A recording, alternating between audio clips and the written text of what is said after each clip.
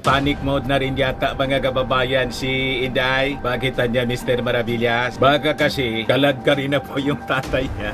Nasubran kasi ng yabang. Sabi niya, come.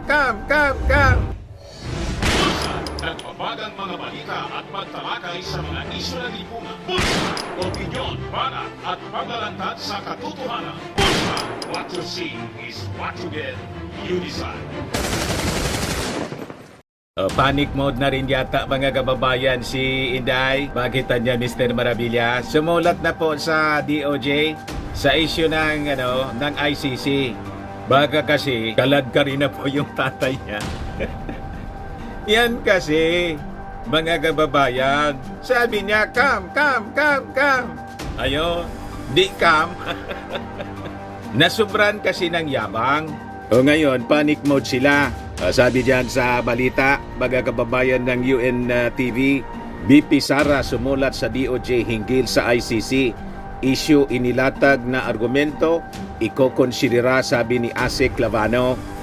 You see, mga kababayan, ito yung report pa ng ABS-CBN. Just in, the Department of Justice has received a letter from Vice President Sara Duterte expressing her stance on why the country should not cooperate with the International Criminal Court, according to ASIC Miko Clavano.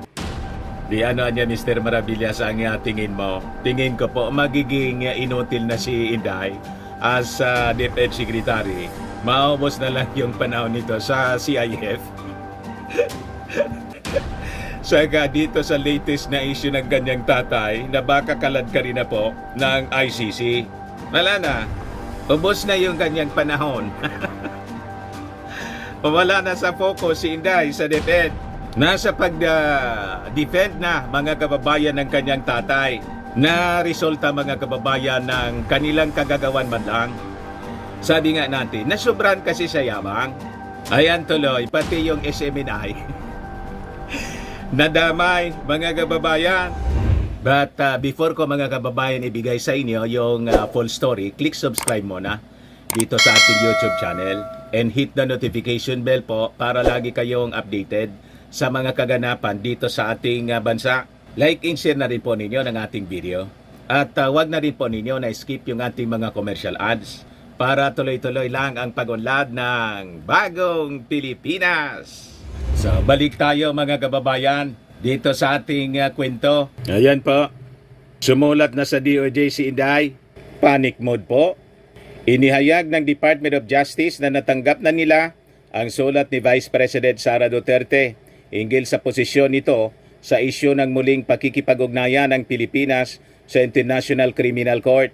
Ayon sa DOJ, valid at may bagong argumento si BP Sara at kasama ito sa mga ikokonsidera nila sa pag-aaral sa issue. May nalata kayo mga kababayan? Bakit niya Mr. Maravillas? Bakit kailangan niyang sumulat sa DOJ? Di ba best friend sila ng ating Pangulong BBM? Di ba?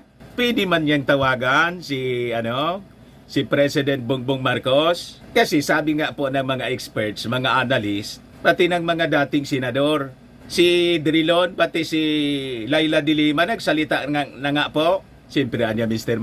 Maravillas, nakikisakay na rin. Siyempre po. Pasikat na rin po sila. Sumakay na po sa issue at siyempre magtitake advantage para makabawian niya tayo. Matabla natin si Maudigs.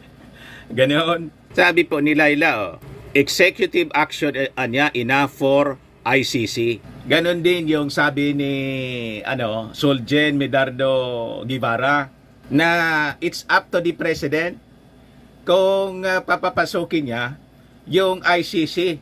So malinaw po yung mensahe mga kababayan. Ano niya Mr. Maravillas? They have to behave. May sword of Damocles po.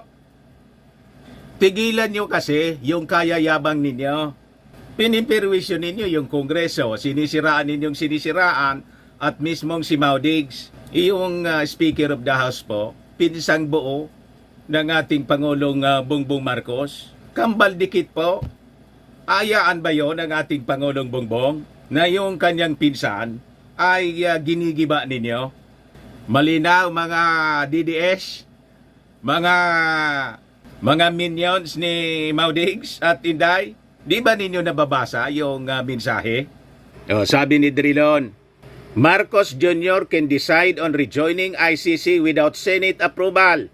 Former Senate President Franklin Drilon believes President Ferdinand Marcos Jr. can unilaterally decide on rejoining the International Criminal Court, citing former President Rodrigo Duterte's withdrawal from the Visiting Forces Agreement as a precedent. Drilon argues that since Duterte's withdrawal notice was ultimately revoked and the VFA remains in effect, rejoining anya the ICC can similarly be done through an executive action by Marcos. Tanggapin na ninyo kasi na yung ating Pangulong Bongbong Marcos ay strong leader. Gusto ninyong kamutihin eh. O ngayon, pag hindi kayo tumino, may sword of Damocles. Bibitawan yung sword. Di ba? Hindi ninyo nababasa ang direksyon. Bakit niya Mr. Maravillas hindi makadirekta si Inday kay President Bongbong Marcos? Di ba mag-best friend sila? At unity? Iwan ko po. Wala akong inside story kung bakit kailangan niyang sumulat sa DOJ na pwede man niyang kausapin yung ating Pangulong Bongbong. Baka niya Mr. Maravillas nahihiya dahil sa kanyang mga ginawang pagtantrums at pag-iisnab kay Martin Romualdez na pinsang buo ng ating Pangulo. Malamang po, siyempre mahihiya siya kasi siya po yung may kasalanan ng lahat ng ito. Yung kampo po nila, nagsimula po ito mga kababayan doon sa Tambaloslos issue. Nag-attempt ang kampo ni Hilo Garci na best friend ni Inday, yung The Platters po, member ng The Platters, gustong ikodita si Martin Romualdez. So doon nagsimula ito mga kababayan. Ipagkinodita po si Martin Romualdez at stake po yung mismong presidency. Di ba? Pag nangyari yun, hinayaan mga kababayan, malamang may mag-file ng impeachment against the president. At pag na-impeach yung presidente, tingin ninyo sino po ang beneficiary? Nagets ninyo mga kababayan? Kaya siyempre, kahit man po ako yung Pangulong Bongbong,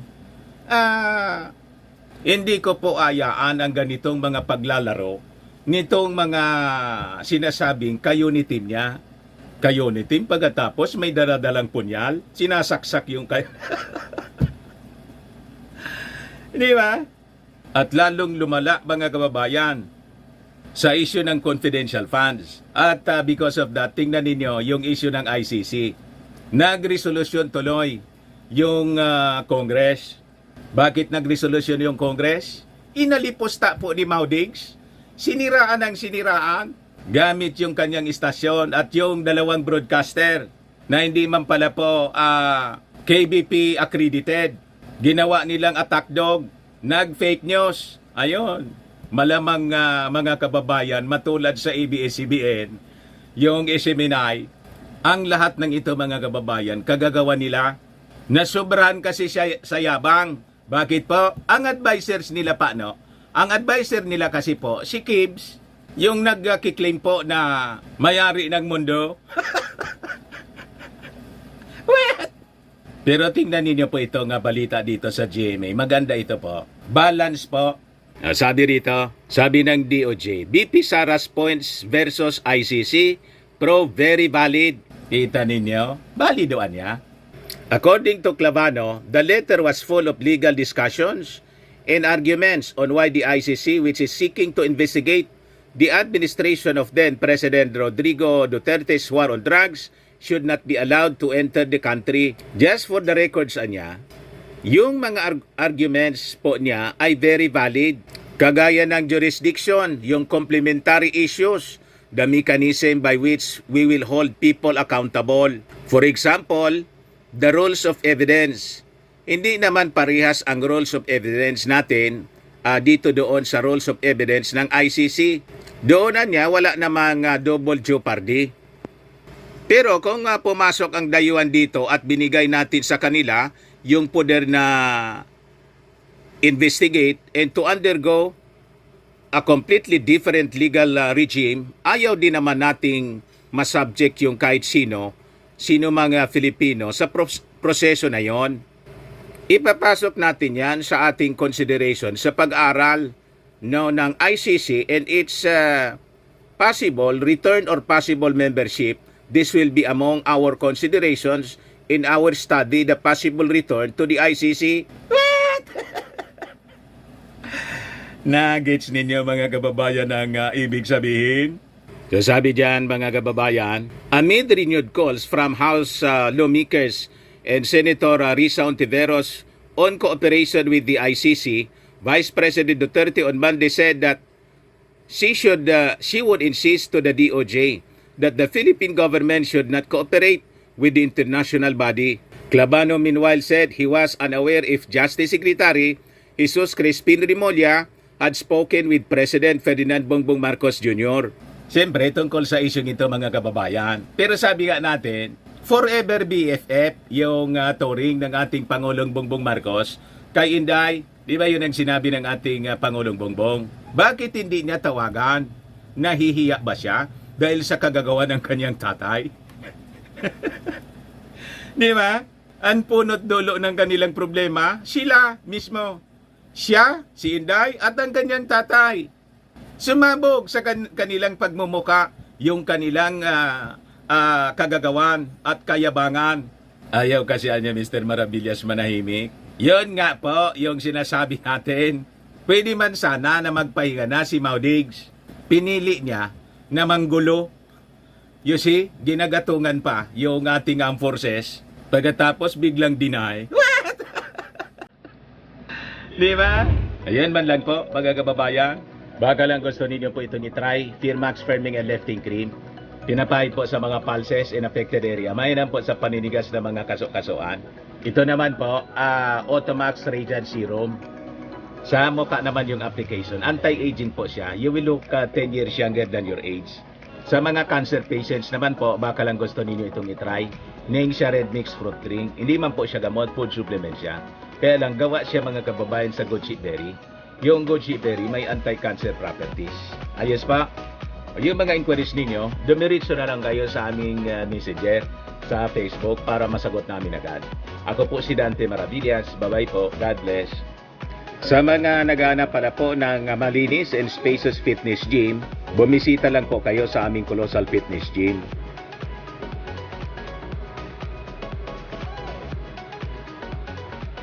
We also offer Grab car rental po with our brand new 2023 model ng Toyota Innova.